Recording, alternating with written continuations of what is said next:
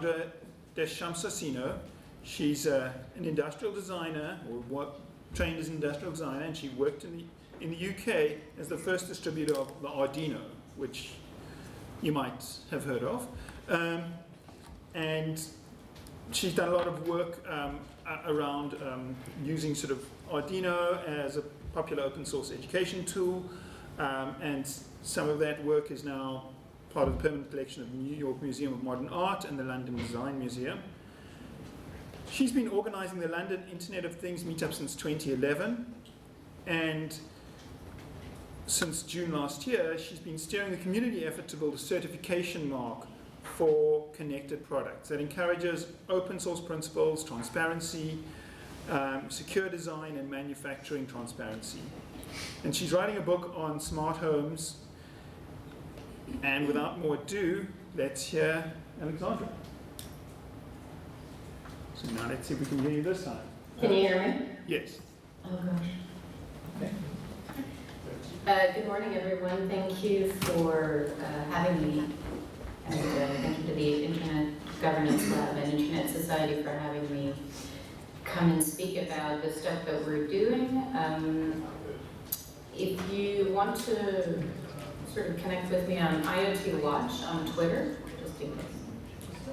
I'm based in London, where it is actually a day off today because people are living in a sort of leftovers of religious holidays. And so today's Good Friday, so happy Easter, everyone.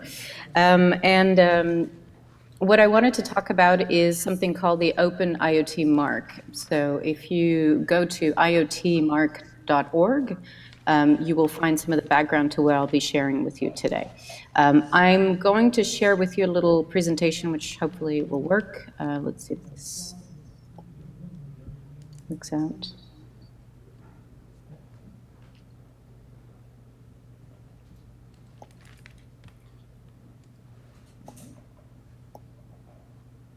So hopefully you can all see this. So as Andrew said, my background is actually industrial design and interaction design. I've been working on consumer experiences as well as working with clients who are not working in the consumer side of things, but the industrial side of things. And then recently started asking ourselves some questions within the London community, within the European community, obviously because GDPR is a few weeks away. And this was last June when we started having conversations about what a certification mark might mean for the Internet of Things. I think that we all know, and probably in this room, this is sort of I'm preaching to the converted, but obviously a lot of different things are being connected, which is not to say that all of those things are palatable to the average consumer, but they are available.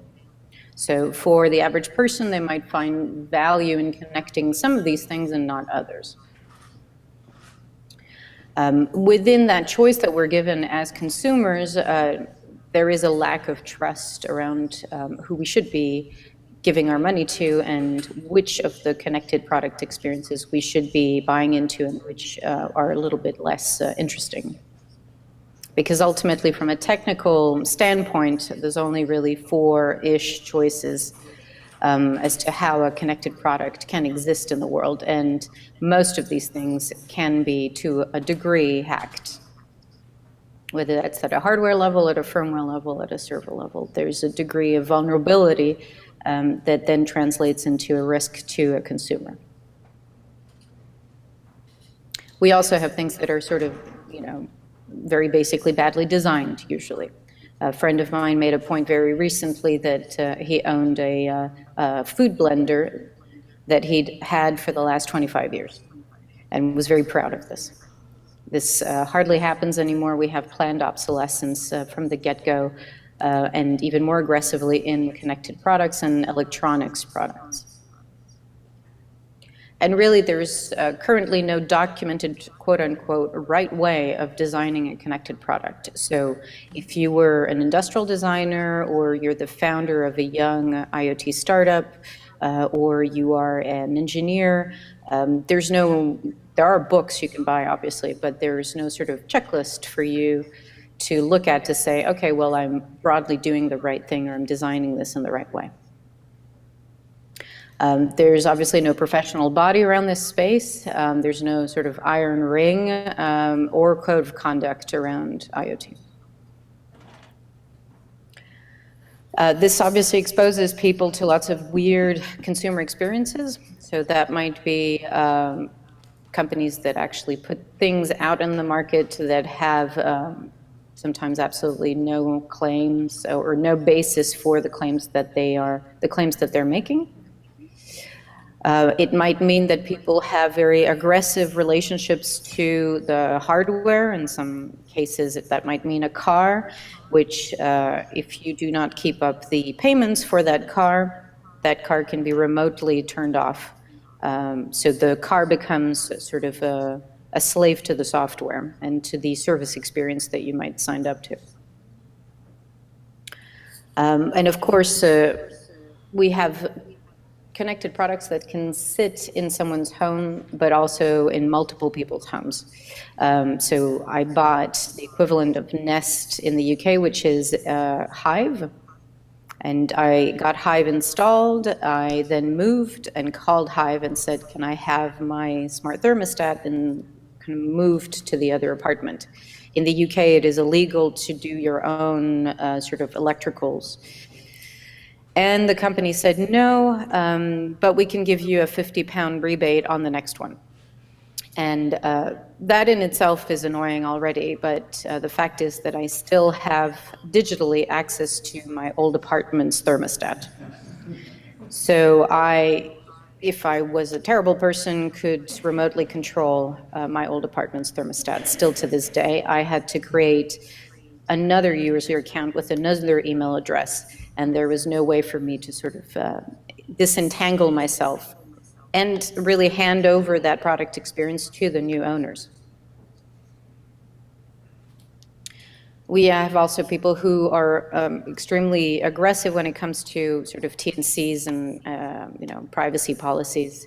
The latest in the news, of course, is just a repercussion of that online, but in IoT it means that if you do not agree to the latest T&Cs, your product could cease to function.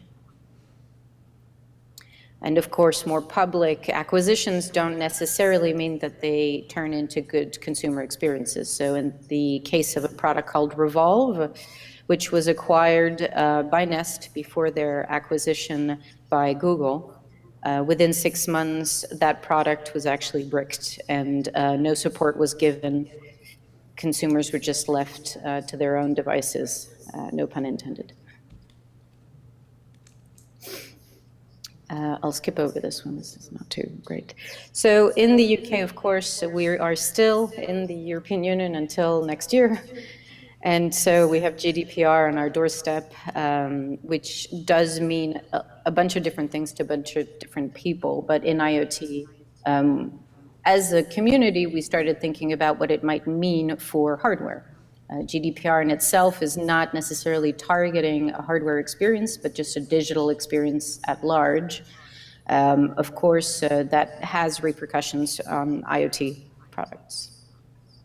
And we're really trying to address, as a project, as a community-led project, this current atmosphere of fear, uncertainty, and doubt around IoT. This is not the first conversation that practitioners are having around this space. In the last 3 years, I would say, people are starting to have conversations around manifestos and codes of conduct, even before more established bodies like the BSI and others have started looking into this. And so we turned to the model of fair trade, for example. So in the UK, 77% of Britons know how to recognize the fair trade sticker. So they know what it means to buy fair trade chocolate or fair trade products, fair trade coffee. We started asking ourselves, what would that mean for the space of IoT? So we started something called the Open IoT Mark, encouraging ethical development of connected products and really mostly trying to give consumers choice. What's in this? If you go to iot.org, you'll be redirected to our site, and you will see that we have 33 different principles around privacy, interoperability, openness, data governance, permissions, transparency, security, lifecycle, and provenance. So we're trying to be very horizontal in the things that we look at. We're not just looking at security, but looking at all the different things that can make a better product experience, a better consumer experience, or prevent a really bad one. I think I might just, for sake of time, I might just show you the website.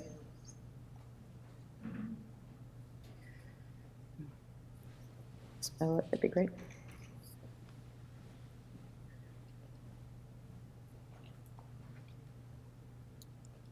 So these 33 principles that you'll find on the front page of the website, I'll just look at these.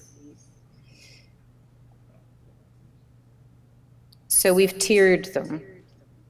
We believe that we need to be as accessible to a large organization as to a small startup. We have a lot of startups in the UK. We have a lot of startups in the EU around IoT, and we think that it's actually the bloodline of the whole sector. A lot of the products that we take for granted, whether those are connected light bulbs, connected thermostats, initially started as small businesses. So we think that that can have a really big impact. So we've tiered this according to sort of must-haves, nice-to-have, and best-case scenario. We have different elements around privacy, which relate to being sort of GDPR compliant. It might mean that you have to ask permission if you'd like to sell on the data that you're collecting, that you have to ask permission for profiling, marketing, et cetera. All the things that exist within GDPR, but really applying them here. When it comes to interoperability, that means having an API and exposing that API in different ways for different purposes. We recognize that some of this is sort of anti-commercial, which is why some of it exists in the best case scenario box. And within the must-have, we have permissions. So an organization gives its users the ability to transfer ownership of the device. So my example with the thermostat should never have happened because I should have been able to transfer ownership of my old thermostat to a new owner. When ownership is transferred, a new owner shouldn't have access to the previous owner's data. So simple stuff, but things that need to be stated, we think. Transparency relates to what happens with the device if I decide to switch off parts of it, for example. In GDPR, there is this idea of sort of controlled access, so being able to switch on and off different elements of service. This has an impact in IoT because you might want to switch on and off different pieces of functionality within a product that actually sits in your home and helps you because it helps you pay less insurance or helps you go from A to Z. So knowing the repercussions of turning bits of that service on and off, I think, are important. Being very clear about the terms of service, being very clear about firmware upgrades, those kinds of things. The security section is extremely comprehensive, and if you're a security person, you will have a lot of fun looking at the detail of what we've done, which are all under the principal section of our website. I'll just point you to that in a second. And lifecycle, which is really about product design. So factory reset, having a factory reset tool on the product, so a little button, is a design decision. It's a physical design decision, which is really an industrial design decision. Being clear about the lifetime of the service provided by the device in the back end is also about being clear about how long you think the product will last, something that most people are not very clear about. Being clear about the amount of customer support that can be expected and what levels. Offering things like spare parts, which we think are really good and essential things that we should be having more access to. There's some bits in here about being also transparent about where the product is made and who is involved in the product manufacturing. We think that that's helpful in helping a consumer buy more locally if they'd like to buy more locally. At least having that conversation, having that kind of ingredients list in a way for a consumer product experience. So all of these elements, I won't go through them all, but they are there. We have just published them just on March 9th in this kind of visual way. We're at a stage now where we are looking for funding to be able to promote this more globally. And this startup-friendly approach, as well as horizontal approach, we think is very important and is not often the one that is advocated by most standards bodies. They tend to concentrate very deeply on one area. And we think that IoT is worth looking at as more than one area, as a number of different areas that interact. All of this is, we think, very palatable to the average startup. This is something that we think that if a startup hears about very early on, they can do a lot about, and we're just trying to get this, the word out as much as possible. I will stop here, I think, because I've kind of run out of time. But again, if you are curious about what we're doing and also kind of willing to engage or willing to have conversations about us, we have a Slack going with this. We have also a newsletter, and we are again on iotmark.org. And this is my contact detail if you'd like to speak more.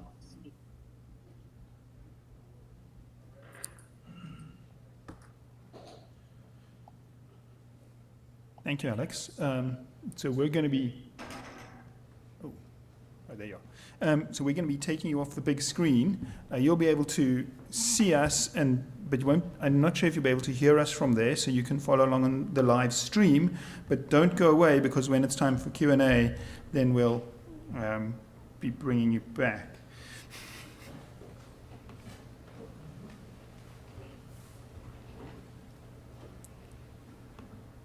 All right. So next presentation is by Professor Lee, Gwanhoo Lee, here from the Kogart School. I'm going to give you a very brief introduction. It's really hard to cover such a career, such a busy career as he's had.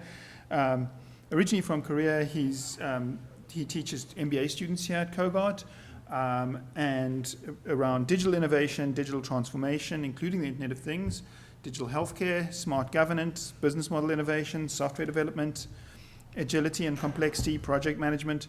He's consulted for the World Bank. He's consulted for so many big-name corporations that I'm not going to list any of them, so don't leave any out, and won numerous awards. And he recently joined the Internet Governance Lab.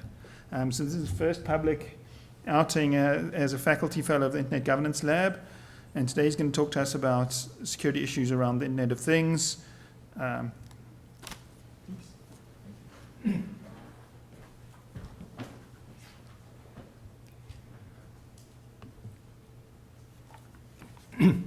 Good morning.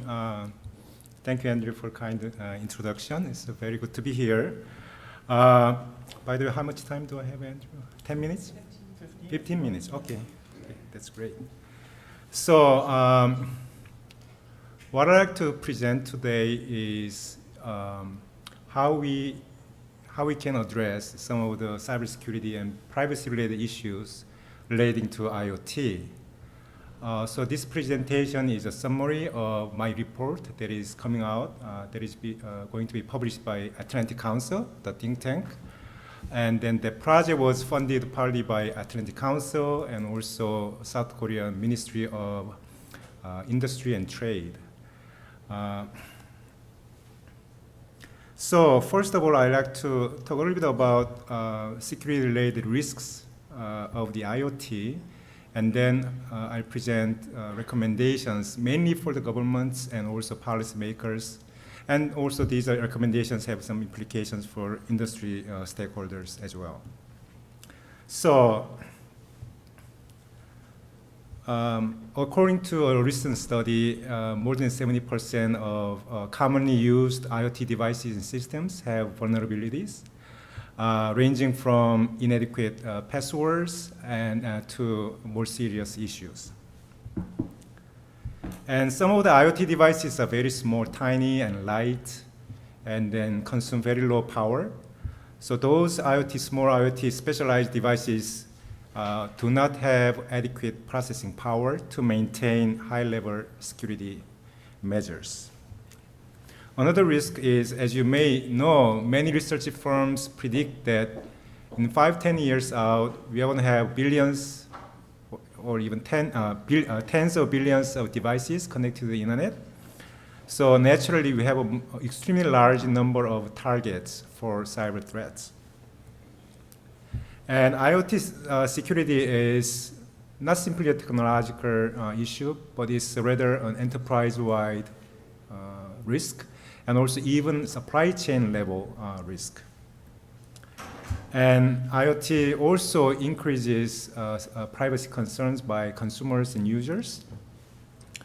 And another thing is, it is not very clear which player in the IoT ecosystem is responsible for ensuring cybersecurity of IoT systems. So it seems that no players, whether hardware manufacturer or application developers or network operators, no player seems to feel responsible for ensuring cybersecurity for IoT, because there is a lack of incentive, a lack of value they see. And with IoT applications, cybersecurity not only impacts information communication technologies, but also impacts physical systems like vehicles, offices, homes, manufacturing plants, and power plants, and then critical infrastructure, to name a few. So security issues really can threaten public safety, national security, and even human lives. So now, many IoT devices are very small and very simple devices, and they lack, for example, screen or other direct user interfaces. So that makes it very difficult or almost impossible to implement some of the traditional security measures, such as notice and consent method.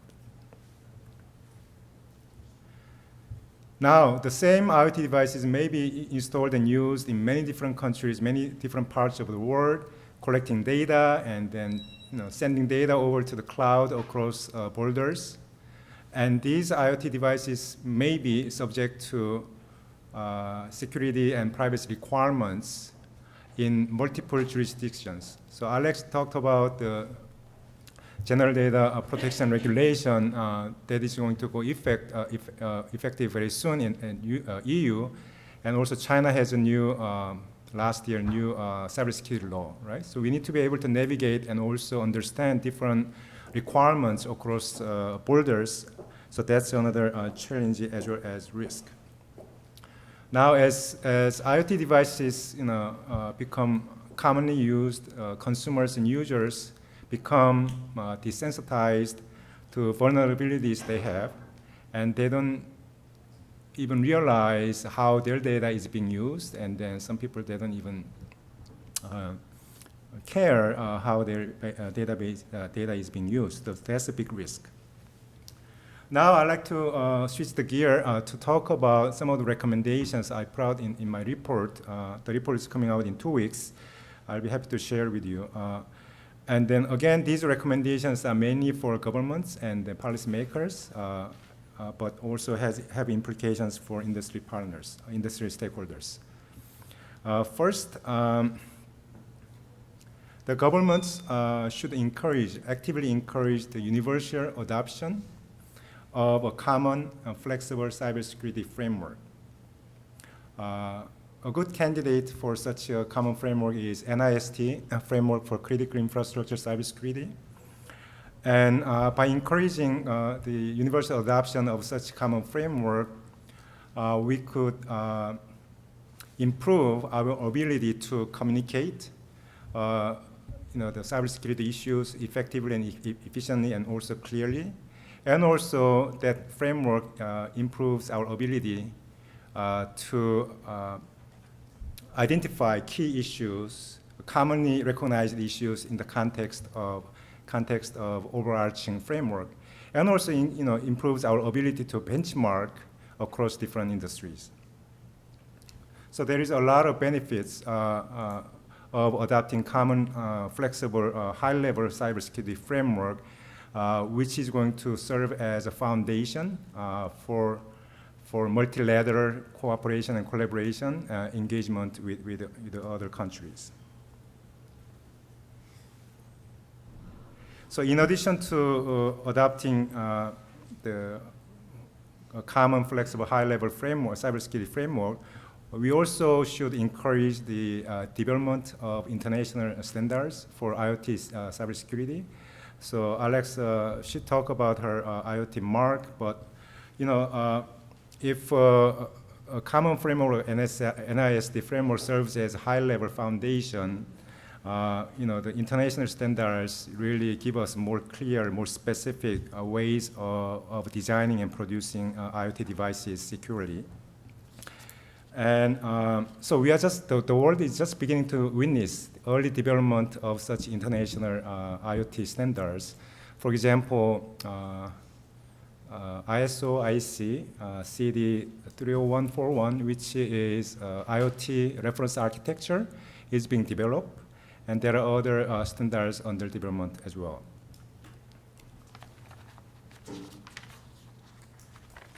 So the standards that are open and transparent not only can enable integration and interoperability of various IoT devices and systems, but also I think these standards can actually increase the cybersecurity of IoT by creating an economy scale in cybersecurity solutions. So there will be a bigger market for the cyber solutions, so that the companies who develop technology in cybersecurity area can benefit from large scale of economy. And what's the government role in here? Instead of making decisions on standard by themselves, the government should focus on promoting and facilitating industry efforts to develop international standards. We are still in the early phase of IoT development, so highly structured and then top-down regulations may be too premature and also more hindering than helpful. So we should take a market-driven approach rather than top-down hierarchical approach. And also, I think government should also support some of the researches that identifies most cost-effective cybersecurity measures, because if you identify cost-effective cybersecurity practices, and then companies are likely to adopt those cost-effective practices voluntarily, right? But then also we need to identify best practices that are critical, important, but not necessarily cost-effective. And companies may not voluntarily want to adopt such costly best practices. That's where government comes in. Government should provide incentives or even requiring companies, if some best practices are so critical, to adopt such costly best practices. I'm sure you heard of the notion of security by design and privacy by design. some of the IoT device manufacturers are not IT companies. Some of them are, for example, consumer goods product manufacturers. So naturally, they don't have a lot of experience or competencies in security areas. So as a result, some of the cybersecurity measures of IoT devices may be designed with subpar skills and knowledge. So that's a problem. To address that problem, governments are promoting the principles of security by design and privacy by design to ensure that all IoT devices are designed and produced using best practices.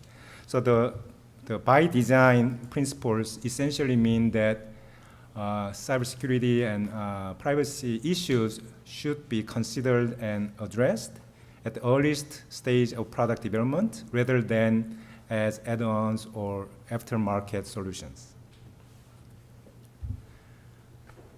IPv6 is superior to IPv4 in terms of security.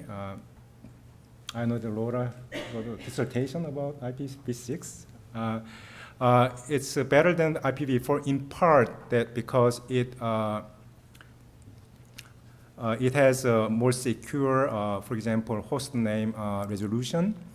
And then, but however, the adoption of IPv6 around the world has been slower than anticipated. So government can play a role in promoting and facilitating development of IPv6-based technologies, as well as adoption of IPv6 in public and private organizations. Now, the last two things are kind of usual suspects in terms of policy making, investment and education. So government obviously can reserve some funding for programs designed to help develop secure IoT systems. And also one of the things that we can do is, governments can do is to develop or create a cybersecurity center for excellence that engages in R&D, application development, and testing, training, and policy making, and so on. So lastly, for the foreseeable future, the demand for workforce skilled in cybersecurity will be very, very strong. So governments should focus on educating and training workforce to prepare for addressing the cybersecurity issues. And one of the things that governments can do is to partner with universities to develop curricula on IoT or cybersecurity or data science or artificial intelligence, for that matter, for high school and higher education, and also offer training opportunities to businesses, and also maybe create scholarship programs on focusing on STEM education. So these are some of the things that policymakers can do. So I think that concludes my presentation. Okay, thank you so much.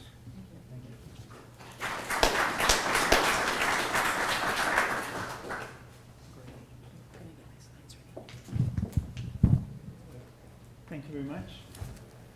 I'm sure we'll have lots of questions, and we'll deal with them all together for all three speakers.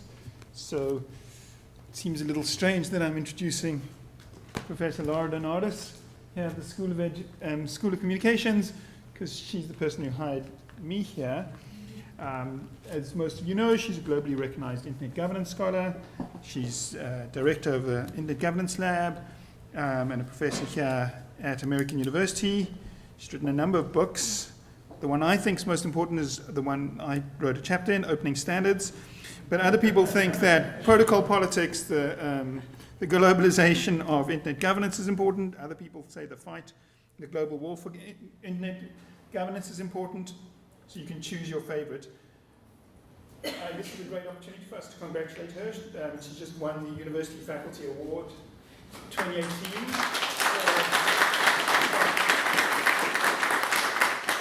Scholar and teacher. So without more, thank you. Thank you so much. Thank you very much, Gwanhoo, and good morning, everyone. Thank you for coming today. And I have the pleasure of welcoming you on behalf of the Internet Governance Lab. I would like to acknowledge a few people who are in the audience. It's hard to see with the bright lights, but may I please acknowledge my co-faculty director who is here, Derek Cogburn, as well as some, hi Derek,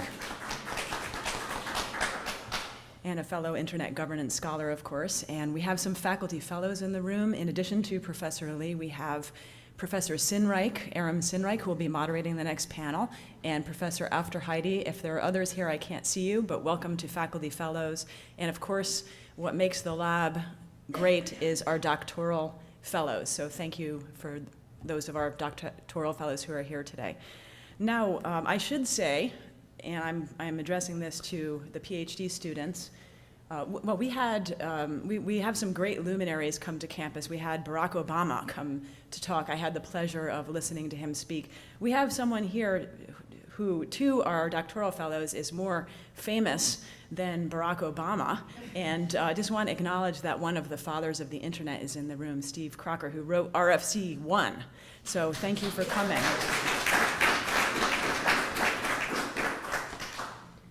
On to the presentation. I'm going to try to set the stage for the rest of the day a little bit, but I first want to describe what I'm currently working on.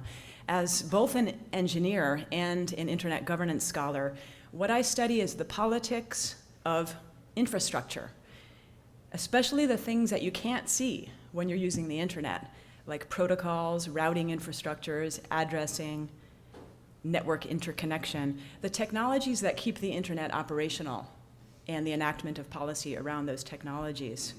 The conceptual framework of all of my work is that arrangements of this technical architecture are also arrangements of power. Now, what I'm working on right now is a new book on the politics of cyber physical systems, the global politics of cyber things. And I just want to share with you the opening line of the new book. This will also be published by Yale University Press. The internet is no longer a communication network, or it's no longer only a communication network. It is also a control system in which more things than people are connected and in which infrastructure is a proxy for political power. I recently wrote a law review article that sets the stage for this. I have some copies if anyone would like to take them. It's called The Internet of Things as a Global Policy Frontier, which I wrote with my colleague Mark Raymond. Now, as the internet becomes embedded in the objects all around us, from cardiac monitors to cars, this really does create new public policy concerns, because an attack on the internet is no longer merely about disrupting communications between people, but it's about disrupting real-world material infrastructure that is necessary for basic societal functioning. Cybersecurity concerns that I've always been interested in. I was actually at Cornell as a lowly graduate student when the Morris worm hit, and he was in the building, the same engineering building as me. I've always been interested in cybersecurity, but I'm struck by how these concerns that were once about data security, around content, privacy, and free speech are now concerns about human safety and the operational preservation of industrial and financial infrastructures. Now, this phrase IoT, or if you want to use the phrase cyber-physical systems, these are just words, but they do hint at a major transformation in the evolution of the internet. Its expansion beyond communication between people into billions of objects. Now, the Internet of Things is often thought of as consumer products, like appliances, cars, wearables, but it's important to acknowledge before we move on in this day that it also includes systems that underlie every industrial sector, from gas to oil to autonomous vehicle transportation systems to mines to local governments. These are implemented now. This is the descriptive reality in which we live. This is not a prognostication, but it's the world in which we live. The stakes of stability and security are very, very high in this environment. Now, in what's been very high profile in the recent past are some of the attacks on, for example, Ukrainian industrial sites, and also attacks against the energy sector in the United States and other critical infrastructure. But I think one incident above all helps to set the stage for what we're discussing today and highlight some of the questions around IoT governance. And really it's the incident more than a year ago now. Many of you remember this because you may be Amazon or Reddit users, And recall that these sites went down, especially on the East Coast, also on the West Coast of the US. It was caused by a massive DDoS attack, distributed denial of service attack, and it received a great deal of media attention, in part because of the high-profile nature of these sites. But from the standpoint of what I study, that's not what interested me. There were much more alarming characteristics of this. First, the attack targeted not the sites themselves, but part of the underlying infrastructure of the internet, the domain name system, and specifically a company that served as a provider of managed DNS services, resolving queries of names into binary internet addresses. Now, of course, the DNS has long been a target of DDoS attacks, but this approach is part of the increasing turn to infrastructure in internet governance, the co-opting of infrastructures of internet governance for political and economic means having nothing to do with keeping the internet operational. That also happens to be the title of a book that Derek and I co-edited with Nanette Levinson, The Turn to Infrastructure in Internet Governance. Now, much more consequential, though, for the future of the internet and of human rights is that this largest botnet in history was carried out mainly by hijacking home IoT appliances, such as security cameras and digital video recorders. The hijacked devices were trivial to infect because they had weak security protection or no security protection, or they had built-in security vulnerabilities in the Mirai source code in this case. So the Internet of Things is not only a potential target, it is also a potential attack vector from which these kinds of attacks can be launched. Now, as I mentioned, this is part of a broader recognition of internet infrastructure as a proxy for state and other kinds of power, where the cyber technologies are increasingly co-opted, politicized, and weaponized, and this surely will extend into the Internet of Things. I'd also like to note that the body is part of this space.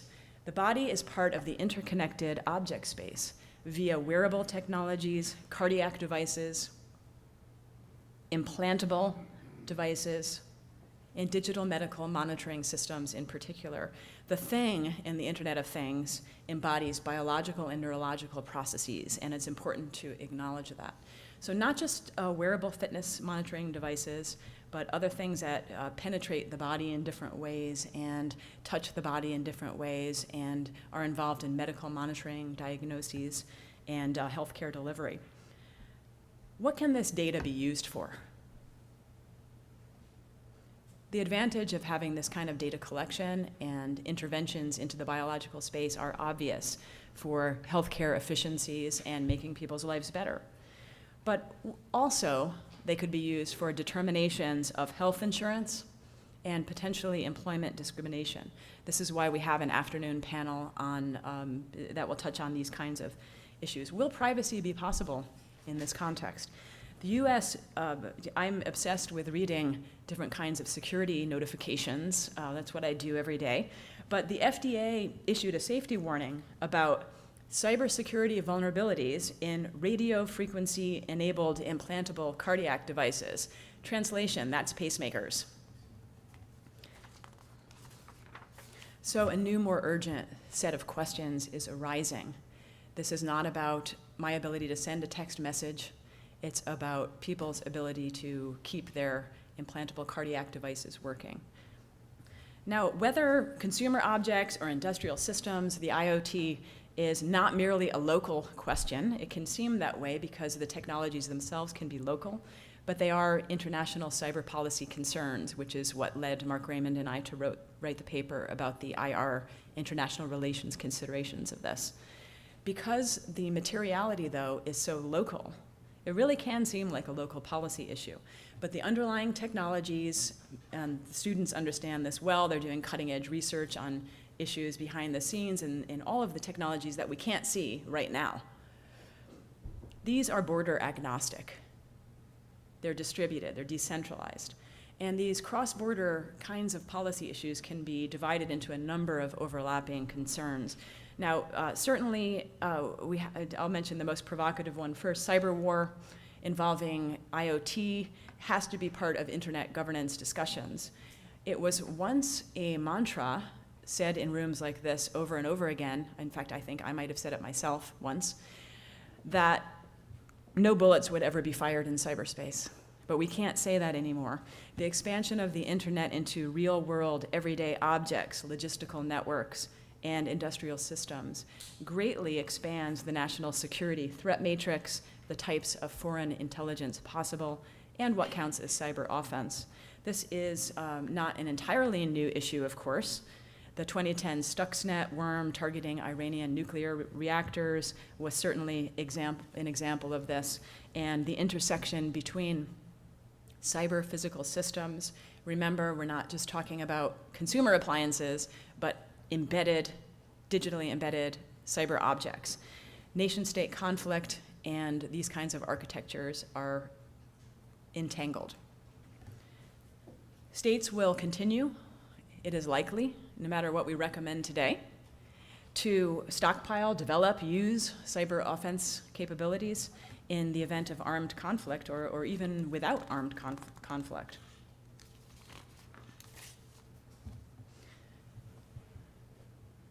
There's a lot of concern about Russian election influence. This is also an IoT issue. Because as connected objects collect more information about individuals' daily routines and consumption patterns, political subversion campaigns can be made more potent when you think about phishing and other kinds of interventions. It becomes more believable. There's also increasing global contention over critical infrastructure resources. Professor Lee already mentioned some of these, including IPv6, but I would add spectrum and bandwidth capability and other kinds of identifiers. These are the new oil. They're the resources that are necessary in order to have the scale of cyber-physical systems. So it's very important to remember these kinds of critical internet resources and how they enable, not take them for granted, but describe how they enable these technologies to unfold. So that's a huge subject in and of itself. I will also mention that human safety and security is an important internet governance issue now. I'm writing a bit in my new book about the intersections between internet governance and environmental policy. And I won't speak about that today, but it's entering new kinds of policy terrains where you can't separate the cyber from the physical world anymore. And there, of course, are global competition tensions happening right now. Thank you, Andrew, for mentioning the book Opening Standards. I've long been an advocate of open standards and have a book by that title. And the IoT is thought to represent the next wave of innovation around the internet. But what about the tension between the design values that are traditional in internet infrastructure, like permissionless innovation? How does that fit in to the IoT? We'll have a panel next that looks at the tension between the precautionary principle and permissionless innovation and some of those issues. But in my opinion, there is a resurgence of proprietary approaches at the protocol level, and I don't think that is something that should be unaddressed. I think that is a major potential shift, and to cue up the discussion for the next panels, I would just raise that question. What does that mean for the future of competition, innovation, interoperability, economic liberty, and human rights? Now, to cue up, finally, the coming panels, I want to just say something about emerging privacy issues. The IoT pushes privacy issues far beyond personal communication and content exchanged between humans and metadata around that content to the more pervasive spheres of everything we do in our homes, in our jobs, in public places. So privacy becomes very much more complicated. Corporate data collection is potentially more massive. My own mentor, Jack Balkin, calls the data models upon which all of intermediaries like Google and Facebook, their data model is Soylent Green, if you've seen that, where it's us, it's people, the data is people. What will that private data collection mean for privacy? Obviously raises traditional privacy concerns. What data is gathered and how is it used?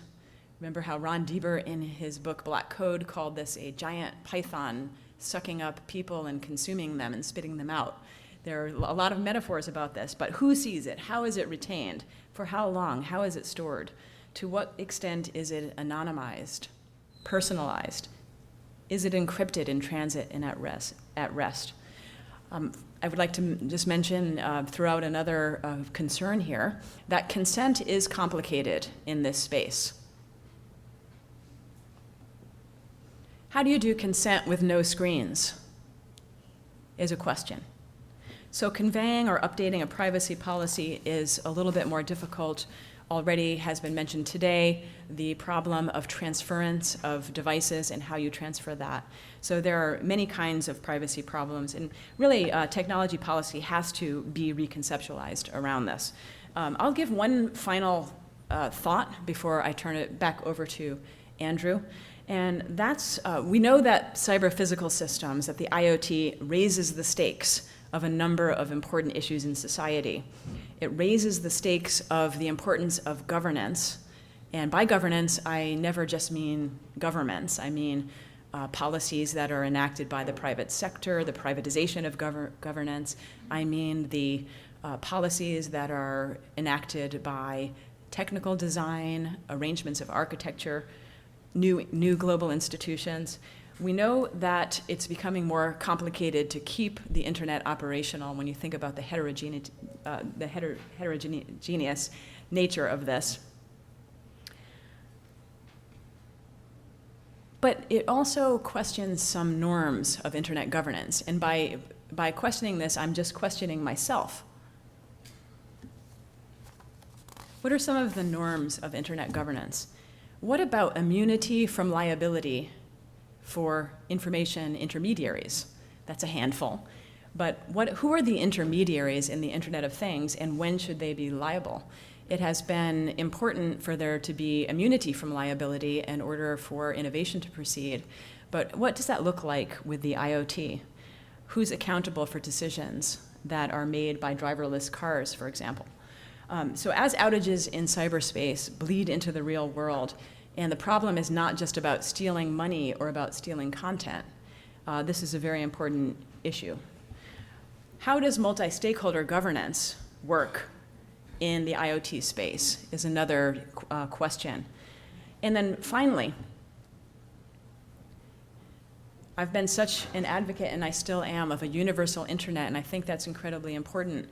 But one question is, when is fragmentation necessary in order to preserve security and privacy? So I'm queuing that up for the next panel in a way.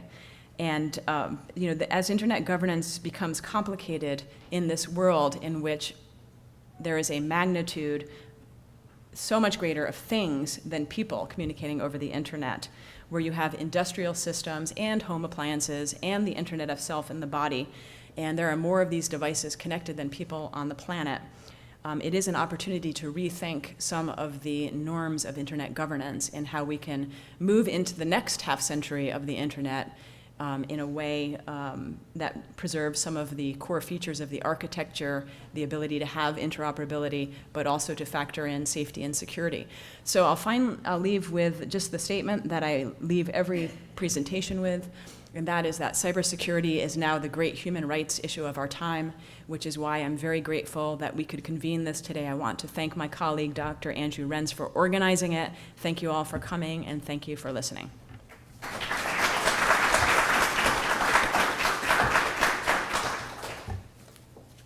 So we're going to start with an opportunity to direct questions or comments just to Alex, because after that she's going to have to leave us.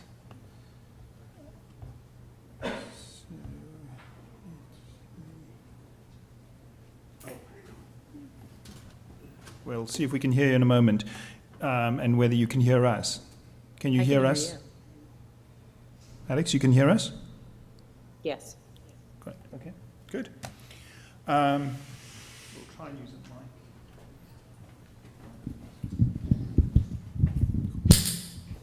All right. Just for Alex, questions, comments? Can I ask you?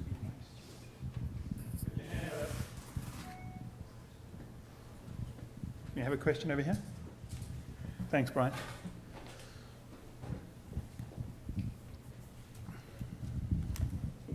Thanks for your presentation. My name is Li Yang. I think all those points you mentioned is very important, but the most important of all is somebody hacking or do all those things against not just individual and not just their property or as account, but they are related to a fraudulent criminal network.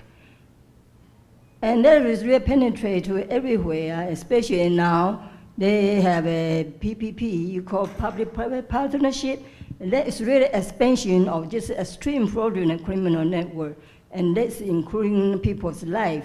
So I really think, how do you have a good strategy to fight against those fraudulent criminal network? That is really most important among all. So I think we have to think about some strategy to identify those, and we have already identified a lot already, but the problem is, since it's the network, they try to obstruct the law enforcement. Actual law enforcement may be also part of it. Okay, so perhaps we can phrase that as, is the initiative that you're working on, the certification mark, is it, do you perceive it, Alex, as part of a strategy, or do you perceive that that's somebody else's responsibility? Sorry, a strategy for what? Essentially, if I understood the question, it was around law enforcement, and the concern wasn't about individuals losing control of their data or control of their devices, but that that loss of control could be part of or feed into organized crime. And so that was the concern expressed in the question. And I added my own question, which is, do you think that's your responsibility, or what part do you think the mark would play in this? Well, I think that actively, I think that the lack of security and good design actively helps organized crime now. So the lack thereof of good policy, good and ethical design is already a problem. And so I think that if we are going to work towards better design, design that, yes, is interoperable, but is, security by design and all the things that we know are good, then I think it actually reduces the risk from a legal perspective. It creates lots of opportunities, I think, for consumers to actually control what happens to their data in ways that are not currently available. And I think that makes law enforcement harder, possibly, especially when law enforcement might mean having access to people's data without their consent right now. So I think that you could see it as a risk. I think it's a lesser risk than what we have right now in the world we exist in right now. Do you have time for one more question? I've got plenty. Yeah. Okay, so one question for Alex, and then we'll. So, great. And introduce yourself. Yes, please, and your affiliation, if you're willing. Hi, I'm Carl Herkenroder with Communications Daily. I was curious if you're familiar with Senator Markey's legislation, because I think the legislation tries to accomplish the same thing, a certification process. I was curious if to you it looks like effective legislation, or if anything's missing. Sorry, this is which state or where? It's federal. Senator Ed Markey. And then in the House, I think it's Ted Lieu. So in the U.S., yeah, Alex. In the U.S., yeah. I'm not familiar with that. I will have a look at it. We're definitely aiming at something that is palatable and cheap to implement for small organizations. So whenever I kind of hear of competing certification mark efforts, they tend to be more narrow in their approach, and they tend to be extremely expensive to implement. They're often underwritten by test houses that will charge tens of thousands of dollars for someone to get the certification, and I think that's a barrier. But I will have a look at that. If someone wants to email me that piece of legislation, that would be great. So I have a question, which is, do you think that this mark could be made self-certifying? This is part of the discussion we're having at the minute. I think there's an aspect to which we will also possibly play with such an open approach that it's not even about verification at all. This is ongoing discussion right now, but there has definitely been conversations about a verified as well as a self-verified process. And this is an open process, so anybody who's interested in the room can join our conversations on Slack. The link is on iotmark.org. Okay, so thank you very much. We're going to be taking in-room questions now, so you might still be seeing and hearing what's going on, but thank you very much for your participation. We much appreciate it.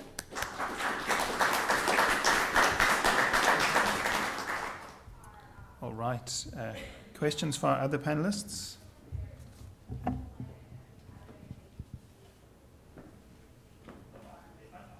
always have questions. But somebody in the back has something? Fine. I have a question about. Hi, my name's Brian Bell. I'm a PhD student here in the School of Communication. I have a question about the tension between focusing on international standards related to IoT governance and vulnerabilities experienced at the local level. Most recently, the attack in Atlanta that had pretty profound reach. And then a survey conducted recently by the City County Management Association and UMBC showed that 1% of local governments that responded had their own dedicated cybersecurity branches, but most often it was housed within the larger IT department that responds to a host of non-cybersecurity related things. And also found that on average, respondents, these governments were dealing with an attack at least once an hour, often unsuccessfully. But given the focus on international standards, I wonder what we can do to also incorporate sort of a local level of awareness of how vulnerable we are.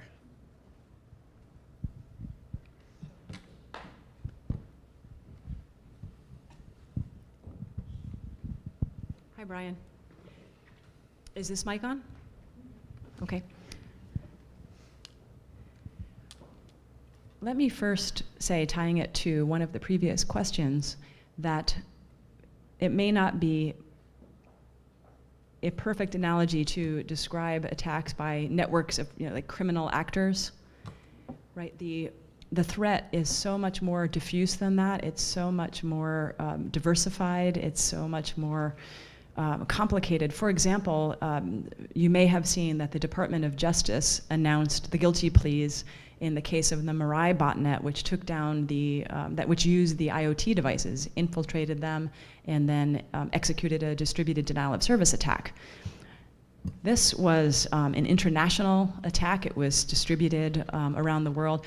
But Brian, can you tell me who was charged in this? I don't know if you've seen that. It was 3 young college students who had developed the botnet you could read the DOJ announcement about it. They had developed it primarily as a way to strategize and win in Minecraft.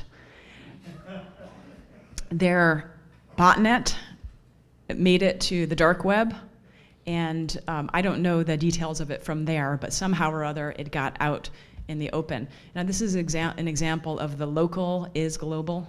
The tension that you describe is exactly right.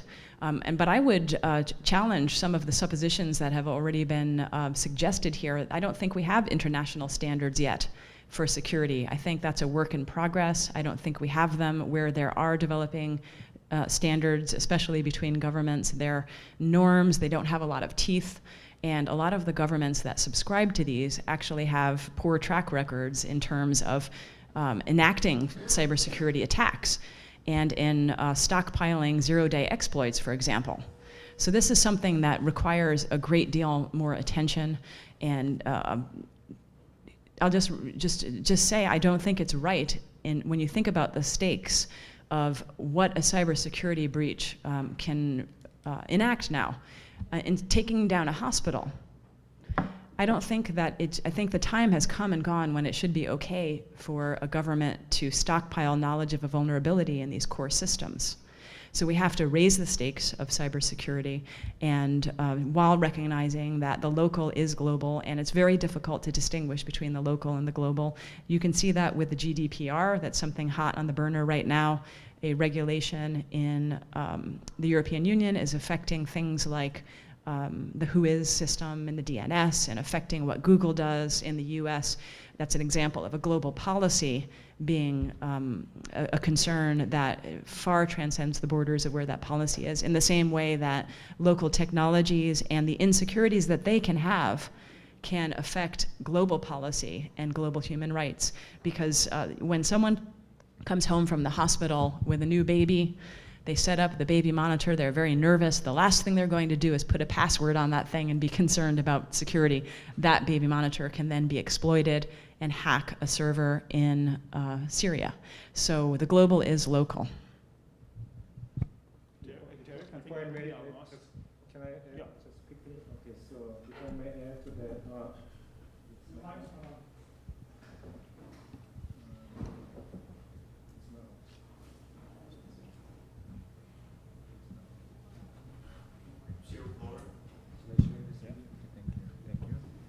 So just quickly add to that.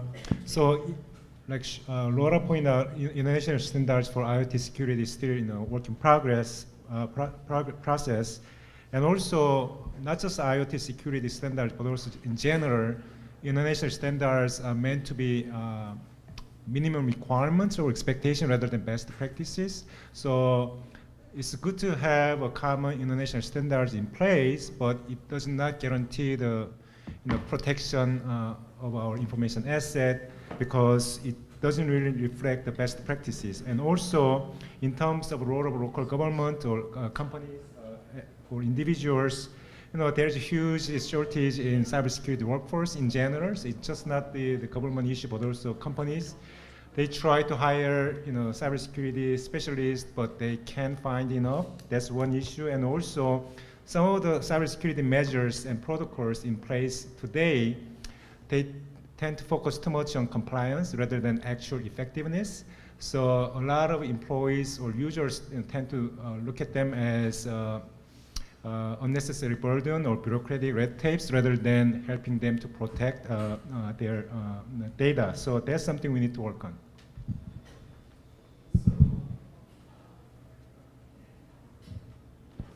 So I think I have the luxury of the last question. And so this is a question for both Gwanhoo and for Laura. So I think you guys know I'm very interested in international regimes. And so Laura said that we're not making much progress yet on sort of a global legal framework. So I wonder if the two of you could just think a little bit about where we are with the NIST cybersecurity standards and the cybersecurity framework in terms of alignment with the GPRD. Do you see any potential for alignment between this major U.S. global cybersecurity framework and the emerging GPRD? And that's just going to be our last question, our last response. So we can try and keep, if not on time, close to it. Well, okay. Can you hear me? Okay. Well, I don't know if I can speak to the question completely, but what I know about the NIST framework globally is that increasingly more countries are adopting or considering adopting NIST framework, whether as entirely or with some customization and modification. For example, Israel is adopting NIST framework with some modifications, and then some of the European countries such as France, they are also considering adopting NIST framework. So we are going to see more and more countries joining US and other countries in adopting NIST framework. Having said that, I still have to look at how that is going to be aligned with EU's new GDPR, so that's something I need to do. All right, thank you very much. That concludes this panel. We have time for coffee, but I'd like to keep this coffee break, which originally was planned to be, I think it was 20 minutes long, 5 minutes long, to make up for this morning. So if I can ask you to be back in your seat, bring your coffee, your water, whatever, by 11:05. Thank you. Pleasure. So much fun. Yes, it was. Really appreciate it. We'll just call you sometime. Yes, let's do that. When you're okay to do it.